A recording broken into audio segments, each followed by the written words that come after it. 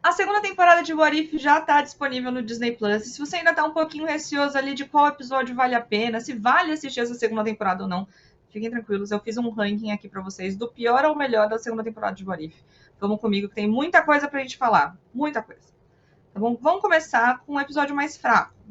Um episódio que tinha tudo para ser bom, tá? Porque ele começa com uma criança amaldiçoada, não amaldiçoada, mas assim, endemoniada de alguma forma, vilanesca, invadindo a Terra e tocando terror. E essa criança é ninguém mais, ninguém menos que o próprio Peter Quill. E ele tem para enfrentá-lo basicamente a velha guarda do que seriam os Vingadores dos anos 80. A gente tá falando do Hank Pym, a gente tá falando da Marvel, a gente tá falando do pai do T'Challa e falando do Golias também. E basicamente é uma aventura do Peter Quill lidando com os daddy issues dele. Só que é naquela coisa de uma aventura em família, tal, é para ser divertido, para ser legalzão. A trama fica tão rocambolesca e ela não apresenta nada de muito novo, sabe? Porque no final do dia, o Ego é o quê? Um boçal. E o Peter Quill é, coitado, mais uma vítima de um pai ausente. Então, assim, no fundo, ele não acrescenta muita coisa. Mas é um episódio legalzinho. Legal. Achei bom de ver a velha guarda dos Vingadores. Mas pra gente tão inteligente, não dava pra ter tanta atrapalhada, sabe? Enfim, vamos pro próximo que vale mais a pena, porque o sétimo lugar, aliás, o oitavo lugar, é o episódio de Natal, que coloca o Happy Hogan para ser o John McClane da Marvel. E assim, não faltam referências ali a Duro de Matar, é muita coisa. Tem o tubo de ventilação, tem o próprio desfecho ali do filme, tem muitas pequenas referências a filmes de Natal e a filmes de ação, com o diferencial de que, no caso, o Happy Hogan é um John McClane com anabolizante. Ele vira meio que um Hulk roxo. É um episódio divertido, foi super esperto trazer de volta o Hammer, né, que é o vilão do Sam Rockwell ali do Homem de Ferro. É um episódio divertido, mas também é isso, sabe assim? É bonitinho, não acrescenta muita coisa, é engraçado. Mas enfim, vamos pro próximo já. O próximo, em sétimo lugar, esse eu acho um pouco imperdoável, tá? Porque é o final da temporada. E o último episódio a gente espera que ele seja impactante, espera que ele seja bombástico de alguma forma. E é um episódio meio conveniente, assim. Imagina que é basicamente o Doutor Estranho Supremo, né? Tentando passar a perna na Peggy Carter para tentar recuperar a Christine numa realidade ali que ele basicamente perdeu, se vocês assistiram na primeira temporada. Só que dá um vai e vem que não precisa, eles fingem que algumas coisas não funcionam e depois funciona, sabe? Não precisava disso. O ápice do personagem, o ápice do episódio é mesmo a Peggy Carter com a Kahori, que a gente vai falar mais pra frente, que é uma personagem nova que eles introduzem nessa série. Mas, nem os reencontros, nem a grandiosidade compensa muito. É legal, não tô falando que é ruim. Mas, pô, medíocre, assim, comparado ao que vocês esperam de uma série como o What If, que é piração, entendeu? É o que a gente espera. Bom, continuando aqui na minha cola, vamos pro sexto lugar, que é um episódio que é uma muletinha ali de What If já, que a gente vê e voltar várias vezes na série, que é a relação da Peggy Carter com o Steve Rogers, uma relação que não se concretizou, quer dizer, se concretizou ele depois do Ultimato, né? Mas vocês entendem, assim, é um amor fadado ao fracasso, e que aqui eles resgatam, imaginando como seria se o Steve Rogers fosse, no caso, um soldado invernal ali, se a Peggy Carter não tivesse que enfrentar ele na batalha.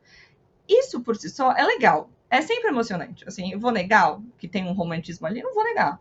Mas a parte mais legal do episódio, que o que rouba a cena, eles exploram bem pouco, é a relação dela com a Viúva Negra. Que, no caso, é uma relação de amizade muito legal, uma camaradagem que eu, honestamente, acho que beira o flerte. Elas têm ali uma química super boa. Eu adoraria ver isso acontecer, inclusive. Mas que desenvolve também a Natasha para além das coisas que a gente viu, sei lá, aquele Frankenstein que a Marvel fez dela ao longo dos anos no MCU. Desenvolve mais até que o próprio filme da Viúva Negra, tá? Porque tem muitas referenciazinhas. Tem a Melina, tem a própria Sala Vermelha. Então é um episódio legal que te deixa com vontade de ver mais das duas juntas. E aí ele acaba meio chocante. Mas é bom. Esse episódio aqui já tá começando a ficar melhor, tá? Na lista. Confia, confia. Vamos pro próximo, então. Em quinto lugar, no top 5, é um dos meus episódios preferidos, que eles só tá mais pra cima, porque ele também tem umas reviravoltas que no fundo não são reviravoltas, sabe? Eles querem me enganar ali. Eu falo, não precisava disso, Marvel. Porque todo o resto tava tão bom. E o episódio em questão é o episódio da Nebulosa, que imagina como seria se ela tivesse ali na Tropa Nova, se ela tivesse sido resgatada pela personagem da Glenn Close e integrasse. E é um episódio muito interessante, porque, dá um protagonismo muito inédito para Nebulosa, né? A gente sempre vê ela em relação a outra pessoa, então ela é filha do Thanos, ela é irmã da Gamora. Mas ela ali é ela mesma liderando uma equipe super curiosa daquela forma, com Howard the Duck, o Korg, o Mick. Muito. Só esse combo já é muito divertido de assistir. Mas, para além disso, é um episódio que desenvolve a personagem, né? Você pega os dois valores dela que são muito cruciais, que são a lealdade e o senso de justiça da Nebulosa, que são um pouco distorcidos, porque afinal de contas ela foi torturada e sequestrada e maltratada e todas as coisas que a Nebulosa passou, mas trabalha isso de um jeito heróico mesmo. Um heroísmo que ela não teve tanta chance de desenvolver por conta própria no MCU. E isso é uma das coisas que eu gostei mais dessa segunda temporada. Eles estão dando um olhar novo para alguns personagens, para além ali do que a gente está acostumado a ver. Então esse episódio vale a pena ver, até porque ele é divertido. O Young Raw aparece de novo e ele apanha. Jude Law apanhando sempre bom. Em quarto lugar, um episódio que eu não esperava gostar, tá?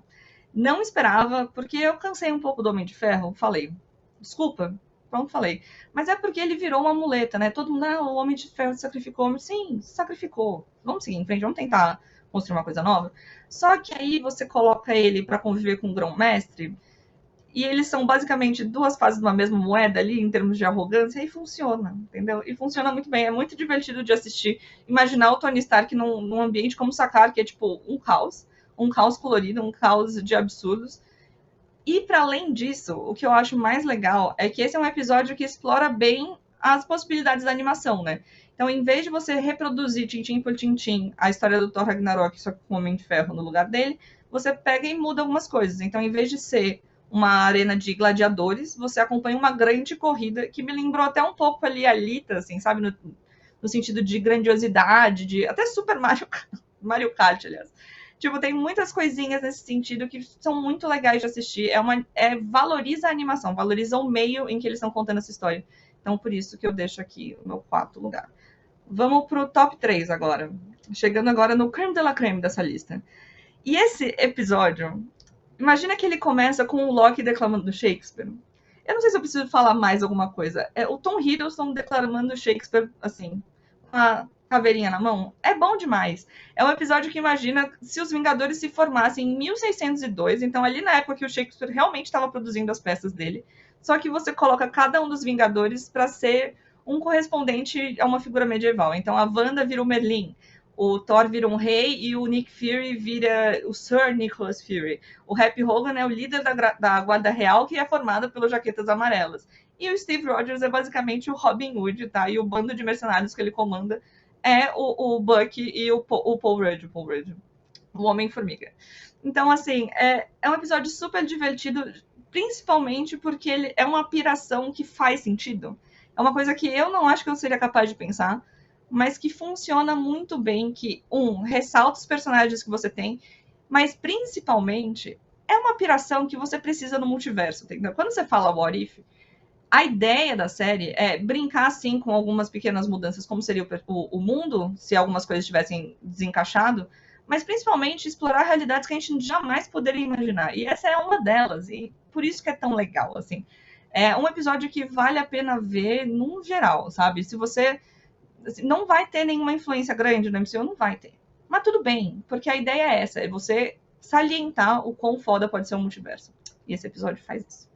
Agora, o segundo lugar da lista é outro que eu acho que é uma pira divertida, que você realmente, eu não esperava, e que deu super certo, que é combinar a Hela, a personagem da Cate Blanchett, com os 10 Anéis. Imagina se a Cate Blanchett, no caso, tivesse no lugar do Thor e ela fosse renegada para a Terra, perdesse os poderes dela e ela tivesse que ser digna de novo, de alguma forma. Só que no caso da Hela, a dignidade parte muito mais de uma noção de sair da sombra do pai, de se entender como ela mesma, né? Entender para além da ambição do pai de conquistar, porque no caso é uma coisa que a Hela até fala no Thor Ragnarok, ela foi a parceira do pai nisso muito por causa do pai. Né? Mas o que ela queria? O que ela estava atrás? O que ela procura? E esse é um episódio que faz isso. E, de novo, a animação é linda de ver. É uma combinação que, cara, o misticismo dos dois universos de alguma maneira encaixa. É muito legal. E desenvolve a Hela que, honestamente, eu queria mais no MCU. Podia voltar com ela, né? Vai, Kevin Feige. Dá um jeito, inventa. Resolve isso aí. Mas vamos pro top 1, que é o que interessa, que é o que você quer saber. Qual que é o episódio que vale mais a pena? O episódio em questão introduz uma personagem inédita para o MCU. E isso é um dos principais motivos para ele estar aqui, tá? Porque é realmente o investimento na pira. Imaginar uma coisa completamente diferente, abrir uma possibilidade para a linha principal da Marvel que a gente não viu ainda, que deixa a gente com vontade de ver. Então eu acho que isso aqui é até uma tentativa ali, testando as águas, que é o episódio da Kahori, que eu mencionei rapidinho lá na frente. A Kahori é uma personagem nativa americana que vive num mundo ainda pré-colonização. Então ela é uma personagem que está ali vivendo na tribo dela, enquanto os espanhóis estão invadindo o território deles. E, obviamente, destruindo tudo, matando todo mundo e tal. Só que nesse cenário, o Tesseract foi parar bem num lago ali, na região dela. E ela entra em contato com esse Tesseract e ela vira poderosa. E aí, o que isso significa? Se as populações nativas tivessem tido um nível de poder como esse, o que mudaria no mundo? Como ele seria diferente? Esse é um tipo de questionamento, talvez até um pouco político para algumas pessoas, o que, enfim, ok. Mas ele é um ponto de vista que investe muito na humanidade dos personagens, porque ele lembra que os personagens da Marvel, embora sejam tão poderosos, embora eles sejam realmente fantásticos nesse sentido, eles são pessoas com convicções, com medos, com traumas, com angústias. E é essa humanidade que realmente importa, sabe? Essa é a humanidade que fez a gente se apaixonar, inclusive pelo Homem de Ferro que estava aqui jogando hate à toa. Então, eu achei muito bom. Essa é uma personagem que eu queria muito que fosse para a linha principal da Marvel e que, honestamente, chegou no nível que eu esperava para What If. Essa temporada, no geral, é uma temporada melhor, justamente por isso, porque ela flerta um pouco mais com as possibilidades que o multiverso apresenta, aproveita mais o meio, que é a animação, e realmente entrega uma sementinha ali do que a gente quer. Por sorte, a terceira temporada está confirmada, e se a segunda temporada é indício de alguma coisa, é que a gente está no caminho certo. Não chegou lá, mas está chegando. Mas e você? O que você achou? Deixa para mim o seu ranking aqui nos comentários, que eu quero reavaliar minha opinião depois. Um beijo e até a próxima.